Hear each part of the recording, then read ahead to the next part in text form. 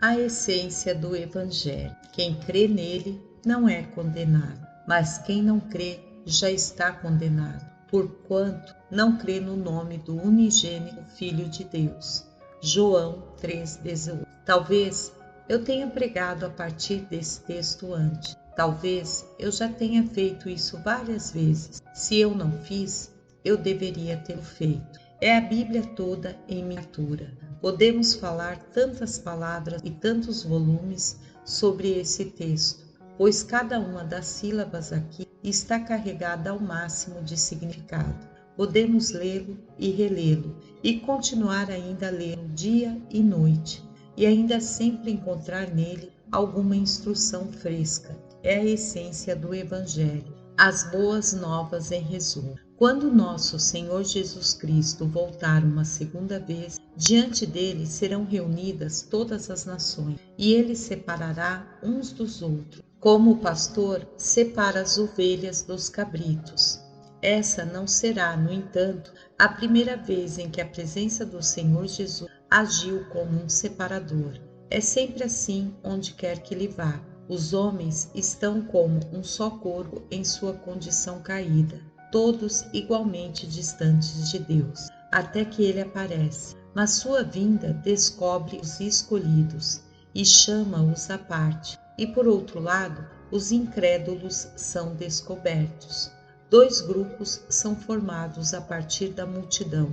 Uma vez misturada, cada um vai para cada um segundo seu tipo encontra seus companheiros, e entre os dois grupos há um abismo profundo que os divide tão claramente quanto a luz é separada da escuridão, ou a morte da vida. Outras distinções afundam na insignificância da presença de Jesus, bens ou riqueza, instrução ou ignorância, poder ou fraqueza. São questões de pouca importância ao dividir a humanidade na presença do grande diferenciador de espírito. Apenas estes dois tipos, crentes e não crentes, destacam-se em claro relevo, como está no nosso texto.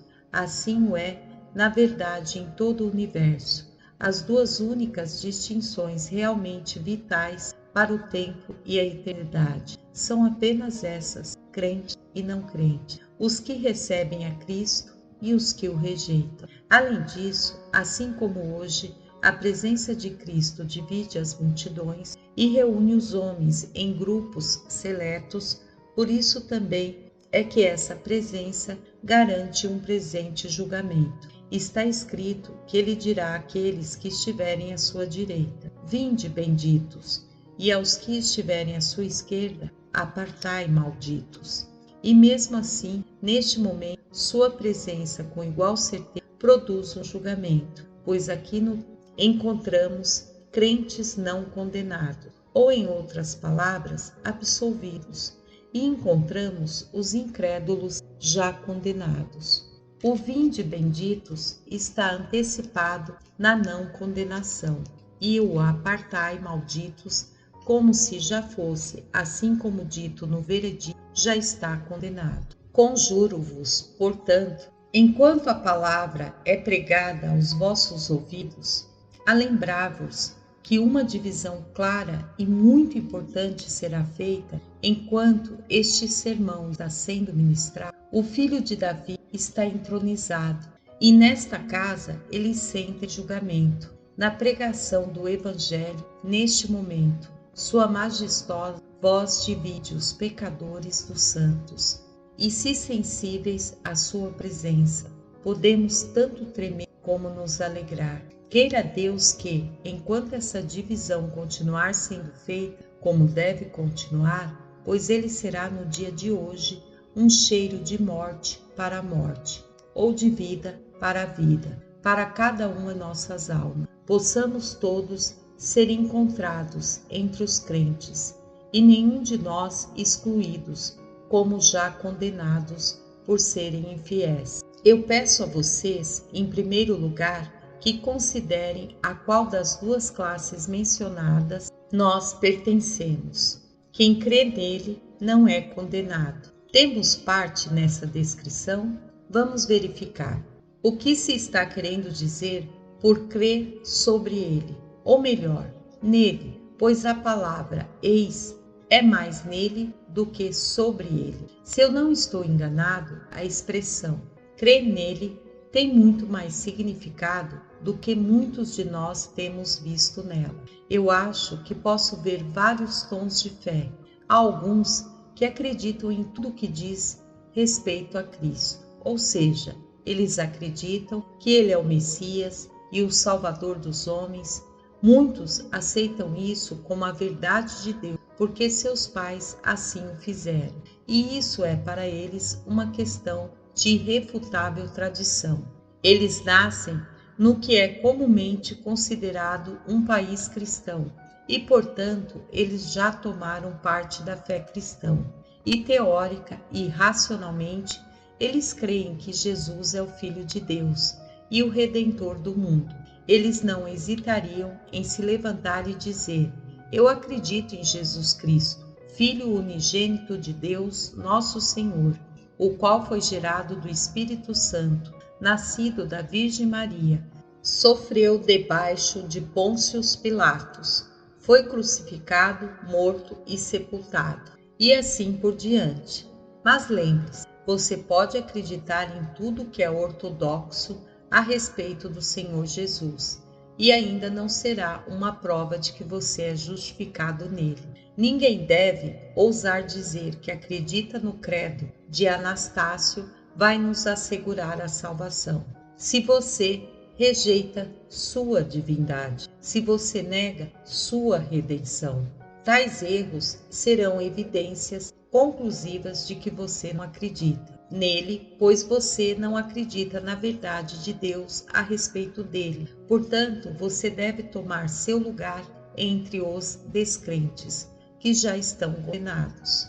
Mas, por outro lado, se você se apega à verdade escrita e acredita precisamente em tudo que diz respeito ao Senhor Jesus, e ainda assim não segue em frente, somente sua fé sobre ele ou a respeito dele não vai te trazer salvação. Conhecer a Cristo não terá proveito, a menos que se possa dizer que isso não lhe foi revelado por carne ou sangue. É um passo adiante quando podemos vir a crer nele. Isso é várias vezes mencionado nas Escrituras. Crer nele. Eu sei em quem tenho crido. Ao crer no que diz respeito a ele, que ele é o Cristo de Deus, seu ungido, seu enviado, seu Messias, nós devemos, portanto, por uma questão de conduta, aceitar o que quer que ele diga como verdade. E se o fazemos do fundo do coração, eu acho que estamos salvos. Mas podemos pensar que fazemos isso e podemos racionalmente dar nosso consentimento a seus ensinamentos, e ainda assim, contudo, podemos não ter alcançado sua salvação. Podemos ainda ser descrentes condenados, mesmo que pensemos e digamos e declaremos que cremos nele. Frequentemente nas Escrituras há uma outra forma de crer, conforme a palavra grega, epi, crer acerca dele. Nossos tradutores parecem ter colocado a palavra sobre, aqui assim como está no nosso texto, mas dificilmente se encaixa no grego. Há uma diferença entre acreditar sobre ele e acreditar nele. Crer sobre Jesus é de fato uma fé salvadora, pois quem crê nele não será confundido. Crer sobre ele é, por assim dizer, apoiar-se sobre ele, recebê-lo como Deus o estabeleceu e, em consequência, fazer dele o fundamento da nossa esperança. Acreditar a respeito dele e depois acreditar nele nos leva em seguida a repousar sobre ele e fazer dele nossa confiança. Acreditamos que ele pode nos salvar, confiamos nele para nos salvar, e esta é a essência da fé salvadora, acreditar sobre o nomeado Redentor. Mas neste caso particular, o nosso texto fala de crer nele, e isso é algo mais do que crer sobre ele. Todo homem que realmente crê sobre Cristo irá em pouco tempo passar a acreditar nele. Mas há um crescimento. acreditar nele é mais do que crer sobre ele. Como é isso? Se eu absolutamente acredito em um homem, qual o resultado disso? Ele é um advogado e eu estou imerso na lei? Então, eu confio meu caso a ele. Eu deixo o assunto em suas mãos, sem medo, pois eu acredito no meu advogado. Muito bem, até o momento isso é acreditar sobre ele, mas agora ele me dá as instruções e regras de ação. Se eu acreditar nele, eu seguirei essas regras ao pé da letra, estando plenamente convencido de que elas vão me levar a uma solução. Eu comprometo a questão tanto praticamente como teoricamente ao homem a quem eu escolhi para me representar, e faço-o com alegria, pois acredito nele. Eu sou como um homem a bordo de um navio. Eu acredito naquele que é o capitão. E depois, se ele me manda fazer isso ou aquilo outro, eu posso ouvir alguém dizer que suas ordens são tolas, mas eu acredito nele e eu faço prontamente tudo o que ele me pede. Seu pedido pode parecer absurdo para quem não tem fé nele, mas para mim ele é sábio e certo. Suponha que se levante nessa conjuntura, para a pobre e infeliz França, um homem de elevado gênio militar, um homem que seja capaz de, com o que quer que tenha em mãos, enfrentar o terrível inimigo e dispensar a nuvem que por ora paira sobre a capital. Se o povo acreditar nesse homem, o que acontecerá? Ora, eles entregarão a ele a direção dos assuntos. Eles vão implicitamente seguir seu comando. Ele comanda uma incursão. Ele manda que o exército avance. Eles acreditam nele. Então a manobra é planejada e as tropas avançam corajosamente ao conflito. Se ele aconselhasse retardamento e a evitar uma grande batalha, aqueles que acreditam nele se fortificariam ou se retirariam perante o inimigo. Se eles têm certeza absoluta em seus corações de que ele é o homem que garante a vitória, eles estarão decididos a obedecer suas ordens. Ele será seu oráculo, seu ditador, e isso com muita alegria da parte deles. Então, crer em nosso Senhor significa isso, que eu acredito que Ele é o Filho de Deus e acredito em todas as outras verdades de Deus a respeito dele. Eu também acredito que tudo o que Ele me diz é verdade de Deus. Em outras palavras, eu o creio. E ainda mais, eu entrego minha alma aos seus méritos redentores para que Ele a possa salvar. E assim acredito sobre ele. E além disso, assim tendo feito, eu me entrego completamente à santa orientação do Salvador. Eu creio que ele é infalível como regente meu espírito. Eu sinto uma união com ele. Eu venho a estar nele. Sua causa é minha causa. Minha causa é sua causa. Eu creio nele.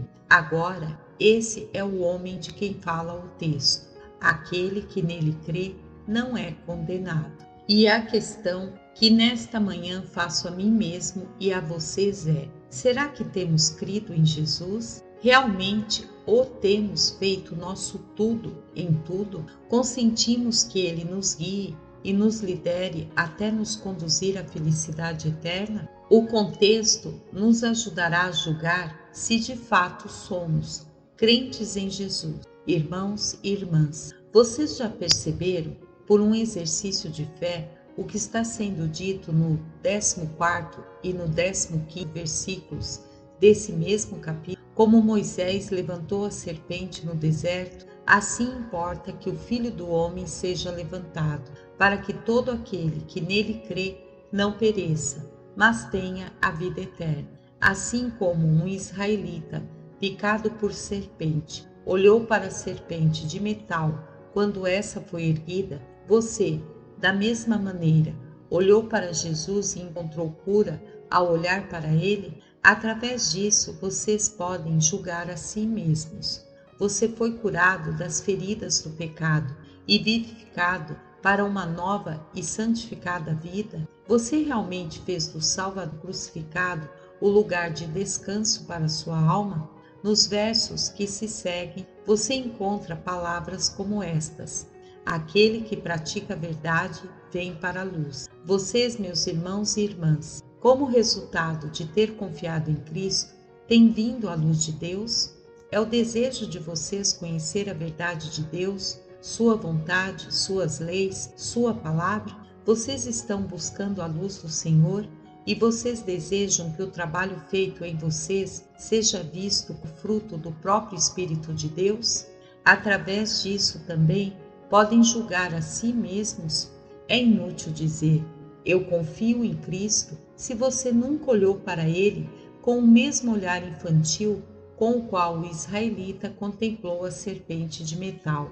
E igualmente inútil para você declarar que é crente nele, a menos que você deseje a luz. Você pode ainda estar em parte na escuridão, como sem dúvida está, mas você está buscando mais luz, buscando a Deus, buscando a verdade, buscando retidão.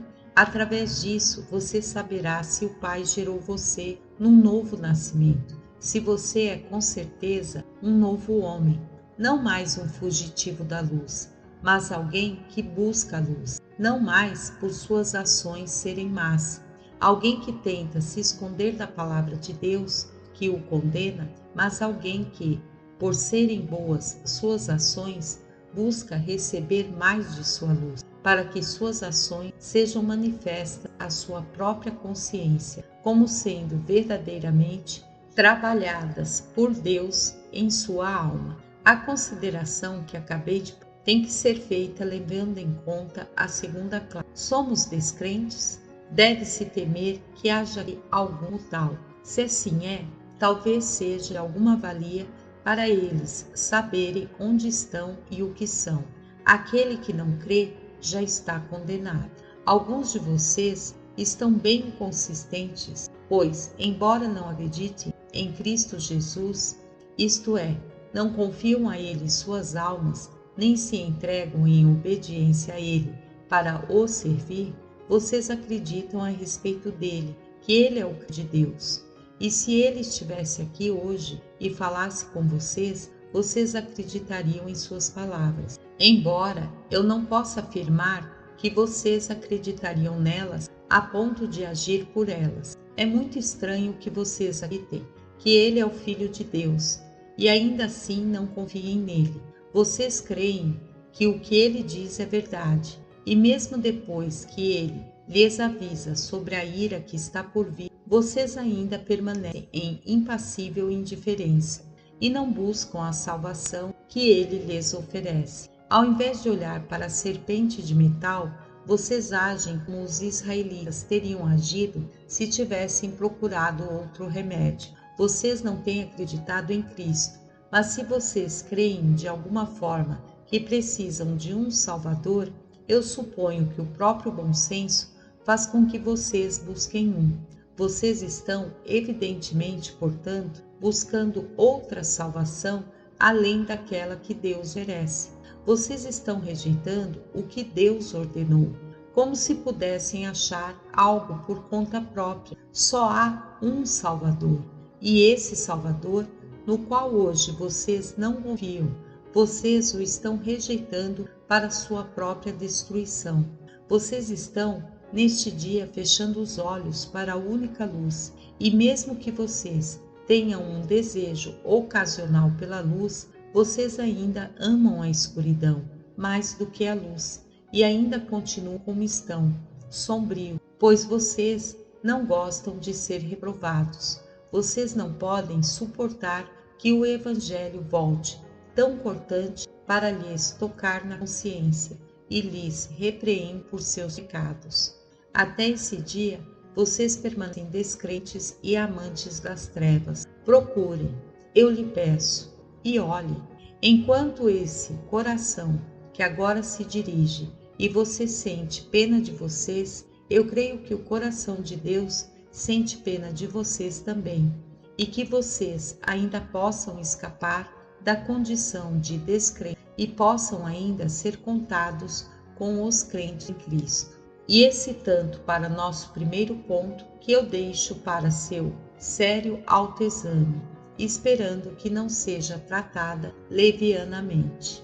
Agora, em segundo lugar, e por um breve momento, vamos considerar a condição de crente. Aquele que crê nele não é condenado. Que sentença mais alegre é essa? Se vocês verificaram que acreditam de fato em Jesus, volte essa palavra de novo e de novo em suas almas.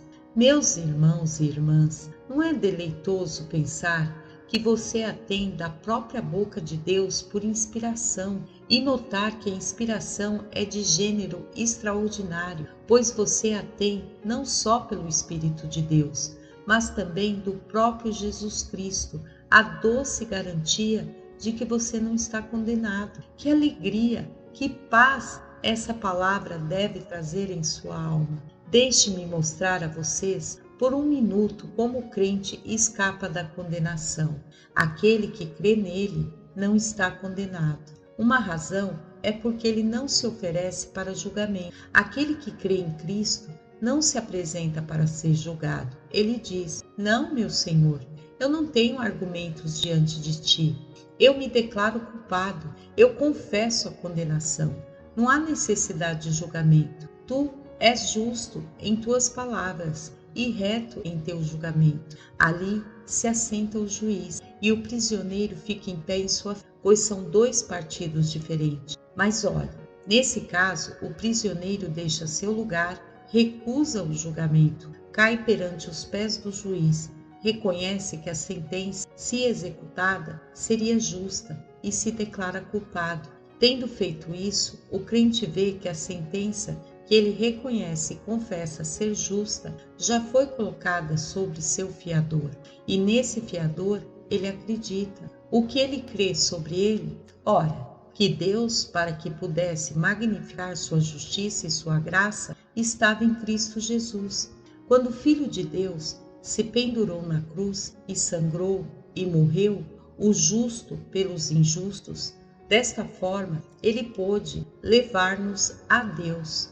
O crente confessa a justiça da sentença e, portanto, é um com Deus. Ele vem para a luz e os seus feitos são reprovados, e ele aceita a repreensão e reconhece que é verdade. Então ele olha para a cruz e ele diz: esta mesma sentença, a qual eu assino com minhas próprias mãos, que é justa, tem sido colocada em cima de mim, sempre glorioso e bendito fiador, o unigênito do Pai, e ele foi punido em vez de mim, e eu sou, portanto, livre, uma vez que Cristo morreu com meu resgate. Esta é a maneira em que o crente não vem a ser condenado.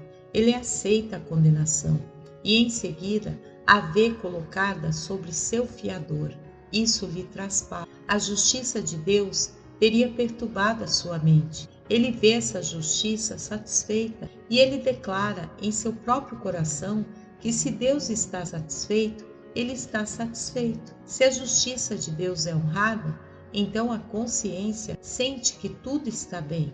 E agora, o que acontece? Ora, este crente em Cristo, não sendo condenado, busca a luz. A partir deste dia, ele deseja mais santidade. Ó, meus irmãos e irmãs, houve um tempo em que nossas almas se inclinavam atrás do pecado, mas agora, embora pequenos, lamentamos por causa dele, e porque nós o lamentamos, temos provas de que já não sou eu, como diz o apóstolo, mas o pecado que habita em mim, o mais íntimo eu, o verdadeiro, mais real ego dentro de minha alma, agora deseja santidade. Se pudéssemos ser como gostaríamos, seríamos puro como Deus é puro. Nossos corações têm fome e sede de justiça. Nós viemos para a luz e agora, tendo acreditado, estamos em uma condição tal que os nossos atos, embora descobertos, não nos trazem vergonha e confusão. Naquela luz, nossas obras são manifestas, que são trabalhadas em Deus, e alegramo-nos que Deus está trabalhando em nós pelos desejos, emoções e ações santos de seu espírito, que deverão ir aumentando até sermos perfeitamente libertos do pecado. Esta é a condição do homem que crê em Cristo. É uma condição muito feliz, uma condição muito esperançosa, uma condição muito celestial. Quem não desejaria estar nela? Tudo depende da crença, pois com a crença em Jesus surge o novo nascimento, e com o novo nascimento vem o desejo pela luz. Com o desejo pela luz surge um progresso em direção a ela e uma manifestação do trabalho secreto do Espírito Santo dentro da alma. Crentes felizes, triplamente felizes do que vocês são, assim como nos que vocês deverão ser. E agora, em terceiro lugar, e aqui vem a nossa mais solene obra, que o Espírito Santo de Deus nos ajude nisso. Considerar a condição do descrente.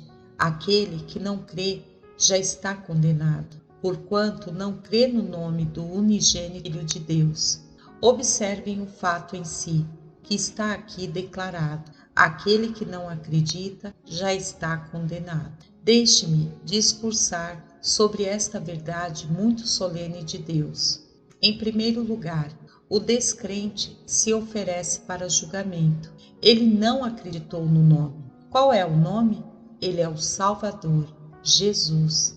Quem crê em Jesus, o Salvador, confessa que precisa ser salvo e se recusa a permanecer na segurança da lei.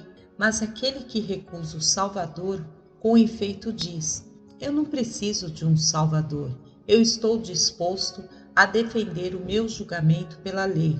Digo-vos, cada alma que recusa um Salvador pede com efeito para ser julgada pela lei. Lá está a alternativa. Você é culpado? Vai confessar? Se sim, aceite o Salvador. Mas se, por outro lado, você diz: eu não vou aceitar o Salvador, no fundo da sua alma encontra-se a vaidade presunçosa. Eu posso resistir ao juízo. Eu não preciso de perdão e graça. Então, Senhor, se você pede julgamento, você deve tê-lo. E eis o resultado dele. Deus o declara já condenado. Você não acreditou. Você pediu julgamento. Você deve tê-lo, mas é a sua ruína. O incrédulo, ele mesmo, dá provas pessoais para sua própria condenação. Você pergunta: como ele faz isso? O texto nos aponta para seu não crer. É aquela pessoa um homem condenado ou não condenado? Pergunte a ele o que ele pensa de Cristo. Se ele responder honestamente, ele diz: eu não aceito o testemunho de Deus sobre Jesus Cristo. Eu não recebo a Jesus como meu Salvador. Ele alega que ele não precisa de um Salvador. Ou então, ele não sente que Jesus é o Salvador que ele precisa. Ele rejeita o testemunho de Deus acerca de Cristo. Isso não é suficiente para condenar um homem? Se um homem, na presença do juiz, comete roubo ou assassinato, ele condena a si mesmo. Mas não é um crime ainda maior, na própria presença de Deus, agir com despeito ao seu filho, por praticamente declarar que sua obra e sangue foram desnecessários? Não é o auge da ousadia que uma alma deverá mostrar na presença do Deus de misericórdia e ouvi-lo dizer em sua palavra: eis o Cordeiro de Deus, que tira o pecado do mundo. E que alma deveria responder: eu não tenho nada a ver com o Cordeiro de Deus? Que outro testemunho precisamos no que diz respeito à sua inimizade contra Deus? Aquele que não crê em Cristo mataria Deus se pudesse. O fato de você não crer em Cristo é praticamente fazer de Deus um mentiroso. Além disso, aquele que não crê em Cristo dá provas contra si mesmo, pois ele rejeita o nome. Observe o texto. Ele não crê no nome. Como eu já tinha insinuado, esse nome é Jesus, o Salvador. O homem diz: eu não vou aceitar o Salvador. Muitos de vocês não disseram tanto em palavras, mas você o fez na prática. pois vocês não acreditam no Salvador. Vocês permanecem, neste momento, sem Salvador, fora de Cristo, sem esperança, sem o perdão de Deus, sem a misericórdia de Deus, e vocês continuarão a fazer assim sob a pregação do Evangelho por muitos anos. Que provas mais você precisa? Se um homem vai rejeitar Deus, mesmo como Salvador, deve haver veneno terrível em seu coração contra Deus. Se Deus nomeia Cristo como Rei e eu o rejeito, essa rejeição mostra que eu não gosto de Deus. Mas quando Ele o aponta para ser o Salvador, a mensagem sendo inteiramente de misericórdia e bondade, se eu o rejeito, devo ter em minha alma uma incrível profundidade de inimizade contra Deus, e por isso evidencio que me condeno a mim mesmo. Meus irmãos e irmãs, se vocês olharem para o texto novamente, vocês verão que aquele que não crê rejeita a mais exaltada pessoa, pois ele não crê no nome do unigênito Filho de Deus. Que palavra é esta? Por Jesus, que é Filho unigênito de Deus. Eu gostaria de ter linguagem adequada para a emissão de um pensamento que expressa meu próprio espírito, como fez no último domingo à noite.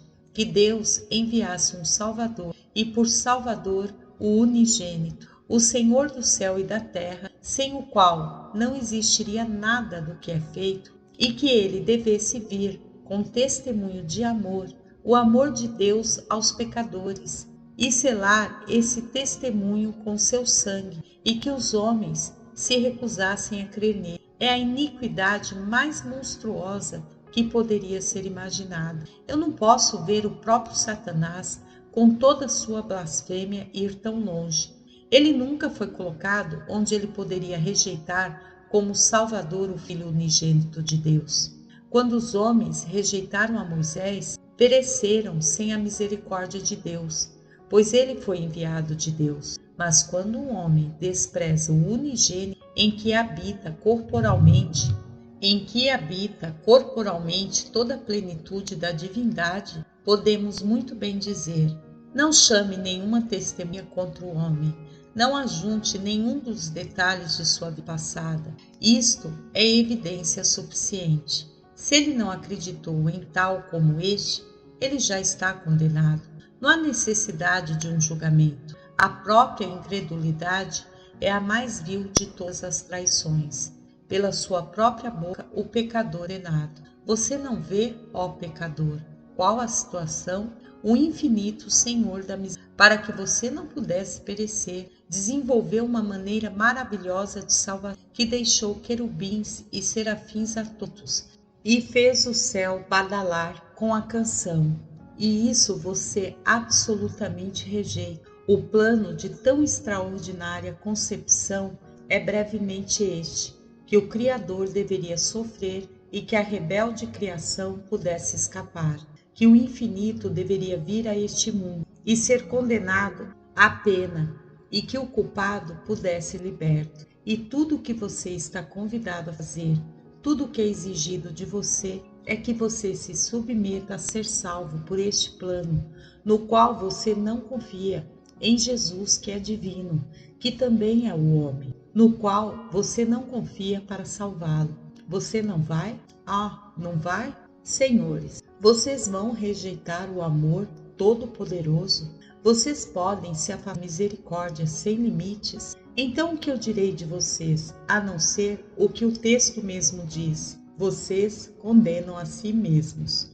Vocês já estão condenados. Vocês devem ser infinitamente maus. Vocês devem estar enorme, monstruosa, diabolicamente em inimizade com Deus. Ou então, certamente um benefício tão precioso vocês não desconsiderariam. Certamente um plano da misericórdia de Deus tão apropriado à sua condição. Vocês não poderiam ter a impertinência de rejeitar. Já está condenado, porque não crê no nome do unigênito Filho de Deus. Palavras solenes. Ouçam-nas e tremam.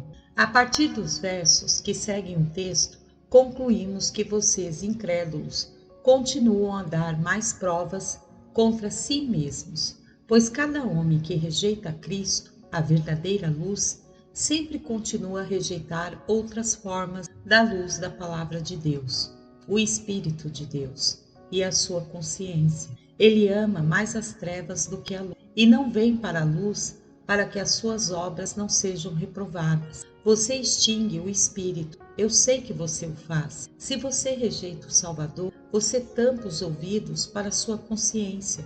Você faz violência ao seu próprio julgamento. A verdade de Deus você não deseja aprender. Não é possível que você possa ser alguém que ingenuamente busca a luz de Deus se você se recusa a receber a Ele, que é o sol central da verdade. Sua contínua rejeição da luz é uma evidência confirmatória de que você já está condenado, apesar do fato de você não crer já ser, em si, prova suficiente.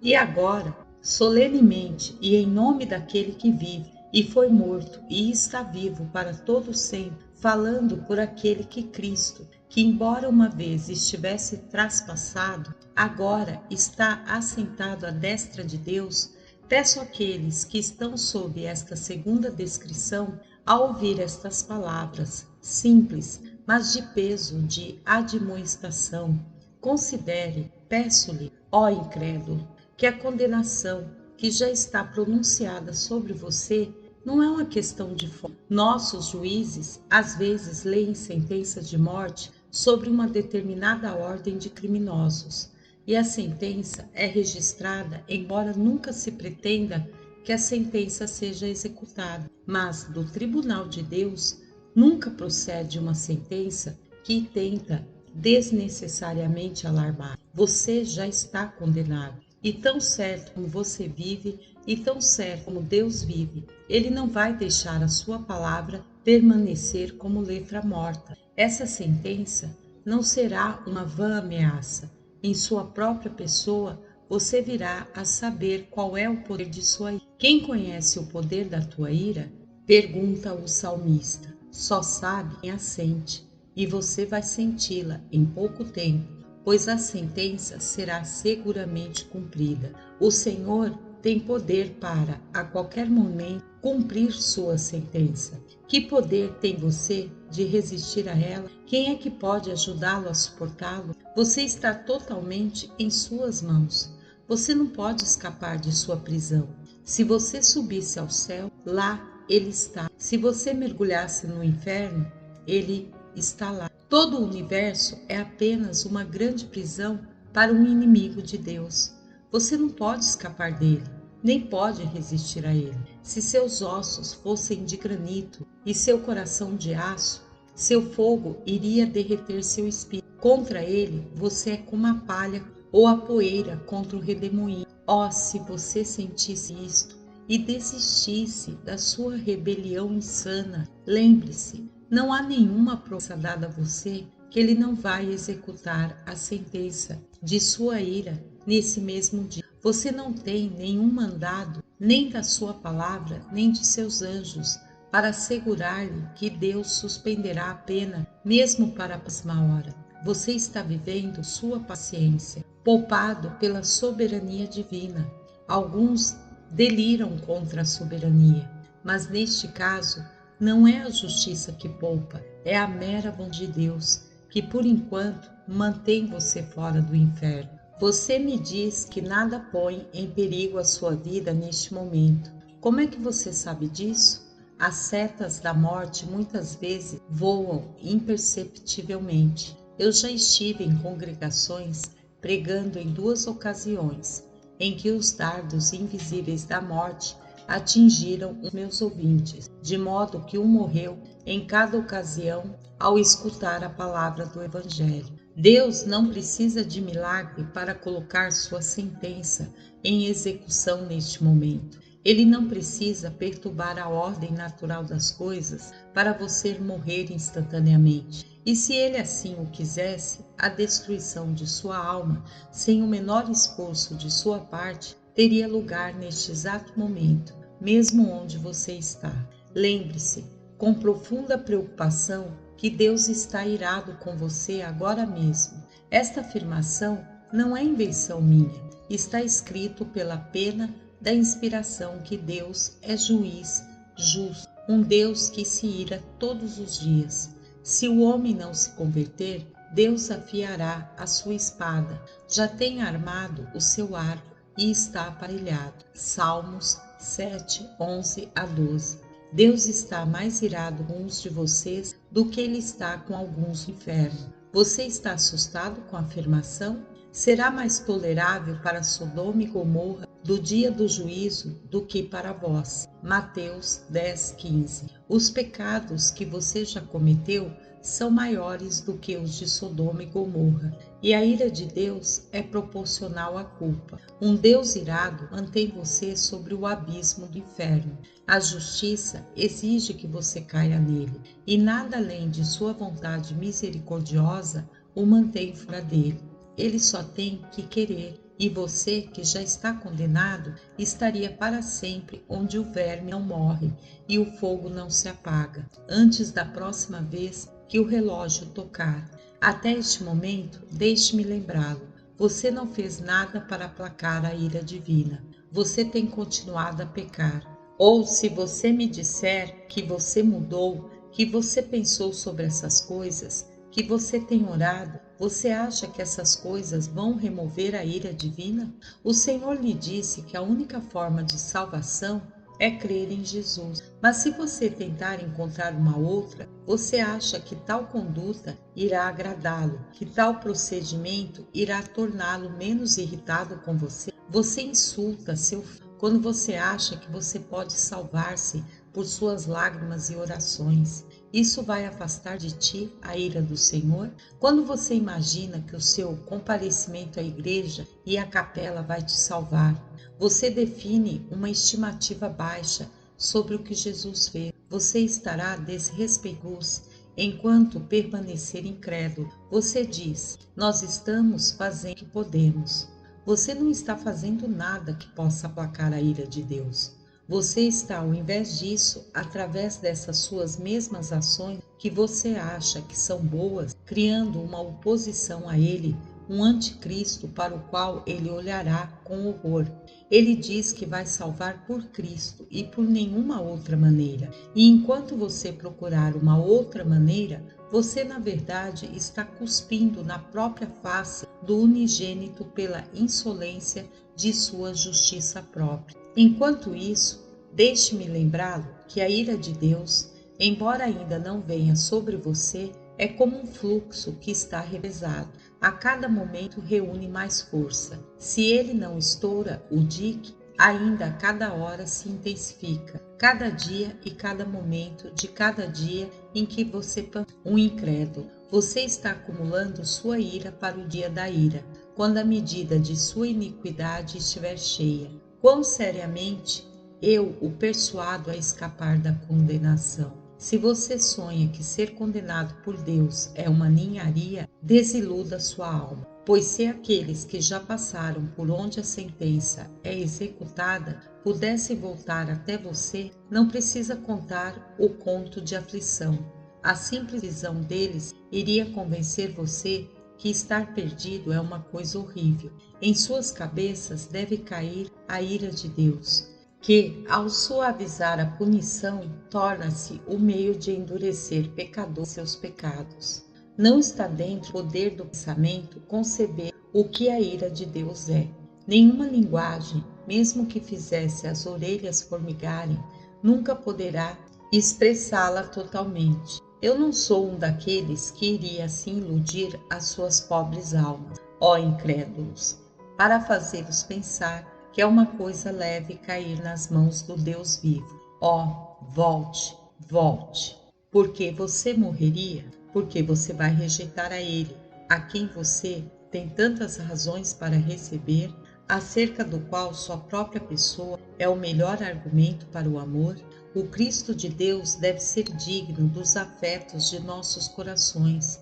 Sua própria mensagem na terra, como parece-me, iria, se não estivéssemos loucos, garantir a nossa confiança, pois ele veio para salvar, para perdoar, para passar por cima do pecado do passado.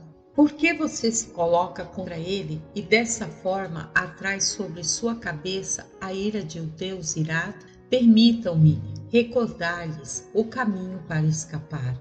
A única forma de escape para qualquer homem ou mulher é crer em Jesus Cristo. Estou orando sobre isso, diz um. Meu texto não diz nada do tipo, eu vou pensar sobre isso. Pensar nisso? Você vai pensar em si mesmo no inferno em pouco tempo.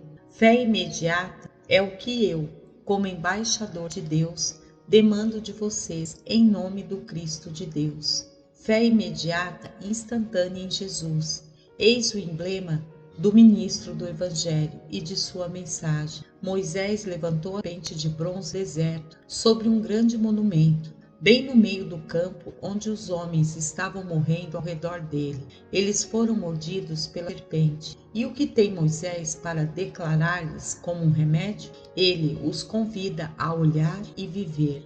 Alguns deles irão pensar nisso, alguns deles irão ponderá-lo, outros vão orar sobre isso.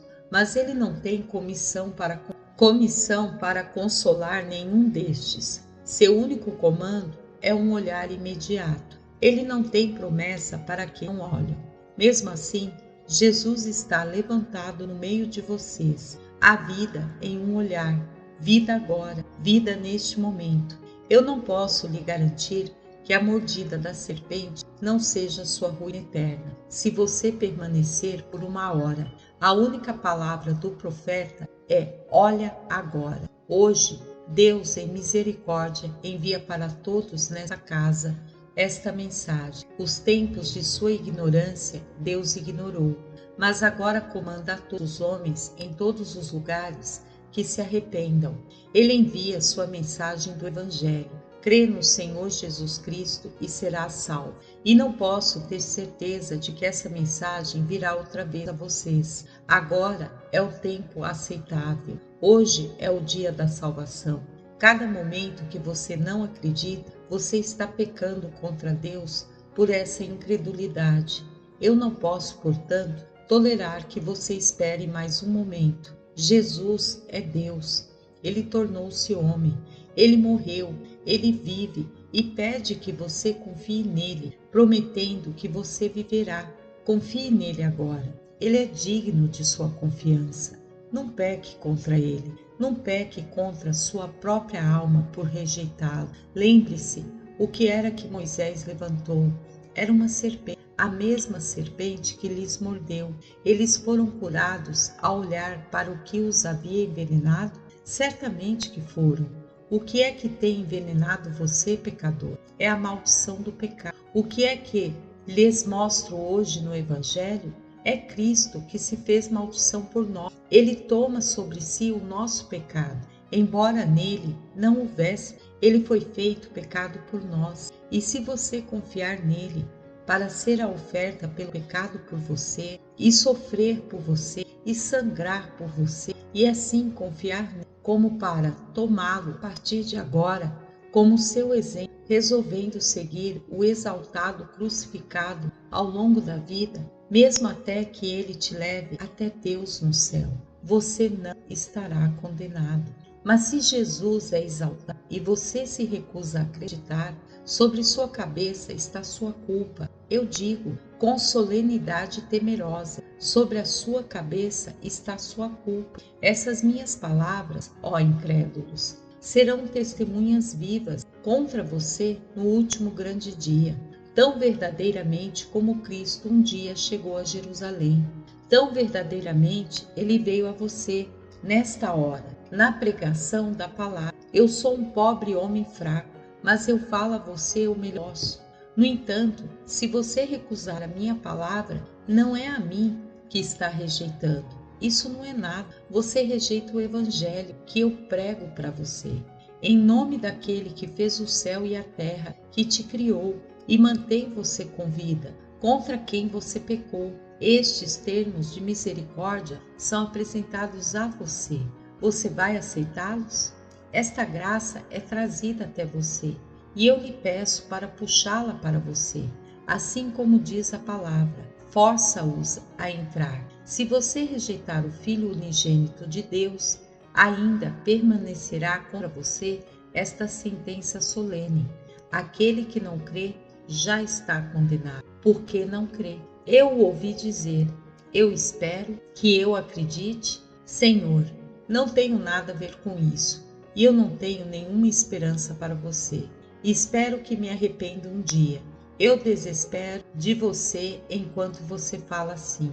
É hoje que Deus separa esta congregação em duas partes, o crente e o incrédulo. Hoje Ele abençoa o crente e testemunha que ele não é condenado. Hoje Ele amaldiçoa o incrédulo e diz que ele já está condenado. Meu negócio não é com amanhãs, nem posso prometer que a bandeira branca da misericórdia será estendida amanhã. Hoje a cruz é o estandarte da graça. Olhe para ela e viva. É a escada que chega ao céu. O crucificador salvador é a porta da salvação.